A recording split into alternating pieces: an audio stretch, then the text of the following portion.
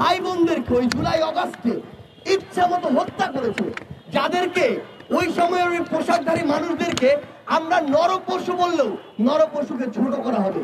তারা যেভাবে মন চাইলো, একজন মানুষ হাত তুলে তার সামনে দাঁড়িয়ে আছে, 20 জন পুলিশ, তার ইচ্ছা হয়েছে সে গুলি করলো, তার পুরো শরীর রক্তে ভিজে গেল, লাশ মাটিতে লুটিয়ে পড়লো। এভাবে যারা হত্যা করেছে, হত্যার পর এখন তাদের কি অবস্থা? তাদের নামে মামলা হয়েছে, যেই মামলার কোনো হদিস নাই, তাদের কোনো বিচার হচ্ছে না। দৃশ্যমান বিচারের যদি কোনো কাঠামো দেখছি, আবার গ্রেফতারের পরে জামিন হয়ে যাচ্ছে। তো তারা যখন এত বড় অপরাধ করার পরে পার পেয়ে যাচ্ছে, এইখানে সবচেয়ে বড় সমস্যাটি হচ্ছে তাদের যে দায়বদ্ধতা ওই পোশাকের উপরে, শপথের উপরে, এটি তারা এখন আর অনুভব করছে না।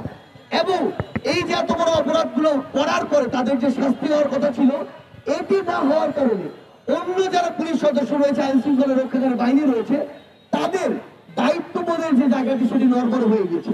তো সবচেয়ে গুরুত্বপূর্ণ কথা হচ্ছে, কেউ একজন পোশাক পরলো, শপথ দিল, তার যে দায়িত্ব সেটি পালন করতে পারলো না, এবং না পারার পর অন্তর্বর্তীকালীন সরকার বলি, ওই মন্ত্রণালয় বলি, তারা কোনো ব্যবস্থা নিল না, তাহলে এরকম অনাকাঙ্ক্ষিত ঘটনা একটার পর একটা ঘটবে। সবচেয়ে গুরুত্বপূর্ণ বিষয় হচ্ছে, আমরা আজকে শহীদপুরের এই জায়গা থেকে বলতে চাই, এগুলো যদি রোধ করতে আমরা চাই, আমরা যদি এগুলোর পুনরাবৃত্তি আমরা চাই না, আমরা চাই না যে এই রক্ত দিয়ে ধীরে ধীরে আমাদের মাটি পবিত্র। জুলাই আমরা যে রক্ত দিয়েছি, এরপরে এই বাংলাদেশের মাটিতে আমরা এমন অনাকাঙ্ক্ষিত ঘটনার মাধ্যমে এক ফোঁটাও রক্ত দিতে চাই না। আমরা এখন নতুন একটা বাংলাদেশ চাই, যেই বাংলাদেশের স্বপ্ন আমরা জুলাই অগস্টে দেখেছিলাম।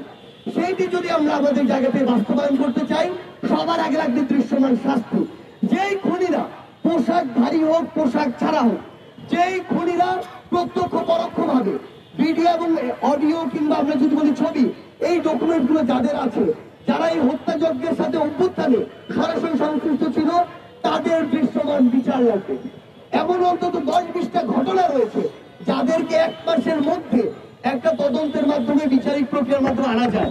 গতকালকে যেই 2টো ভিডিও প্রকাশ পেয়েছে, ওই 2টা ভিডিওর খুনি কারা সেটা বের করতে 3 দিনের বেশি লাগার কথা না। তারপরও যদি এই দীর্ঘসূত্রিতা দেখা দেয়, সেটা এরকম অনাকাঙ্ক্ষিত একটার পর একটা ঘটনাকে ত্বরান্বিত করবে।